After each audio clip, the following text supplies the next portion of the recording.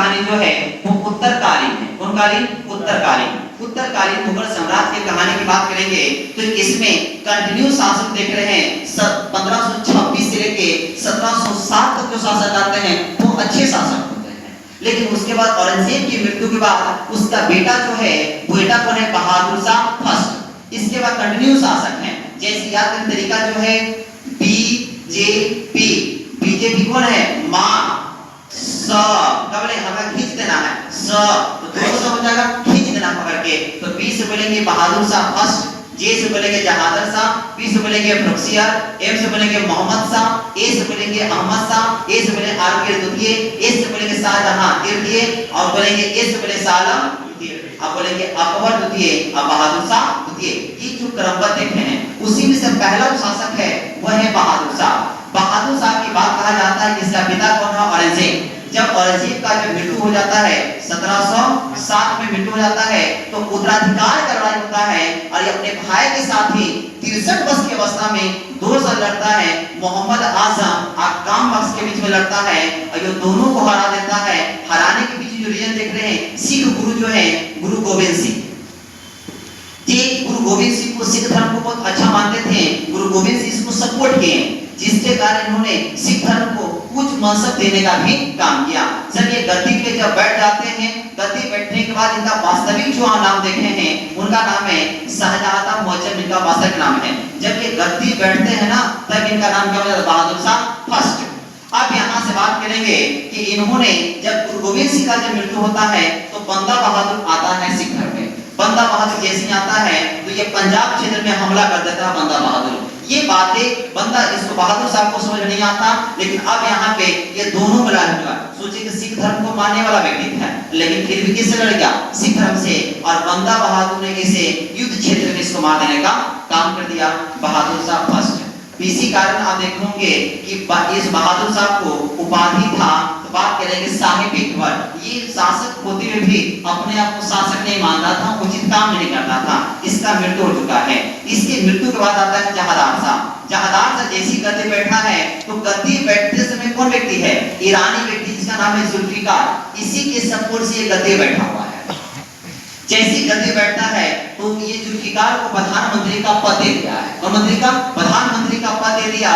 और इसका एक मेन मकसद था कि मराठा को संरक्षण देना, मराठा को अच्छा तरह संभालना था।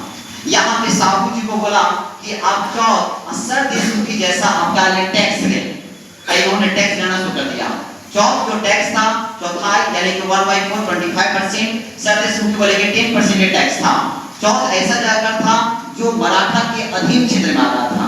दूसरी बात बोलेंगे सदेशमुखी वैसा था जो मराठा के प्रत्यक्ष तौर पे या अप्रत्यक्ष रूप से कब्जे में था, वहां पे ये टैक्स लेने का काम कर दिया।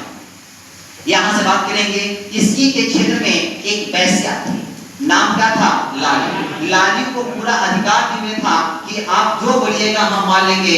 अपने साम्राज्य में राज्य बोलने का अधिकार देने का काम किया।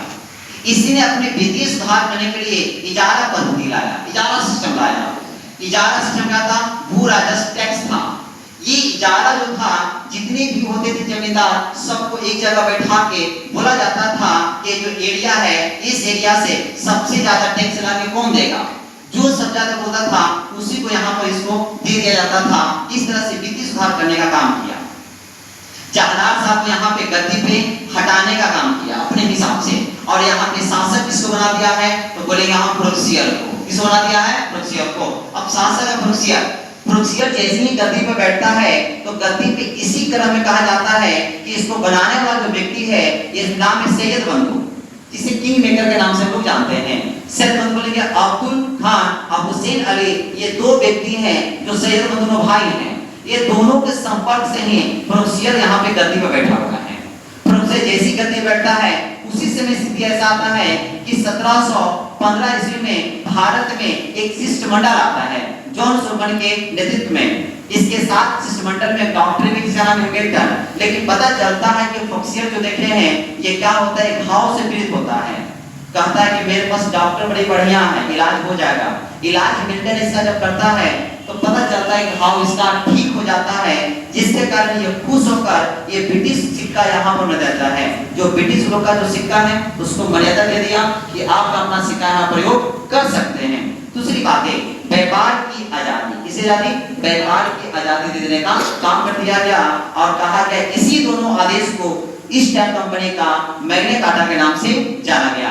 अब इसी संवाद को लेते हुए यहाँ पे है इसे घृणित कायर कहा गया। क्या बोलेंगे? घृणित कायर। अब यहाँ पे जो सैयद बंधु जो आप देख रहे हैं, सैयद बंधु ने ही दोनों भाई मिलके बालाजी यानी मराठा समाज बालाजी के सहयोग से इसको पद से हटाने का काम किया। इस तरह से प्रोसीजर समाप्त होता है। इसके बाद जो नेक्स्ट आप लिखेंगे वो रहेगा मोहम्मद शाह। कौन सा? मोहम्मद शाह। ठीक है, यहाँ बहादुर शाह का पासर नाम क्या है? शाहजहां मुअज्जम।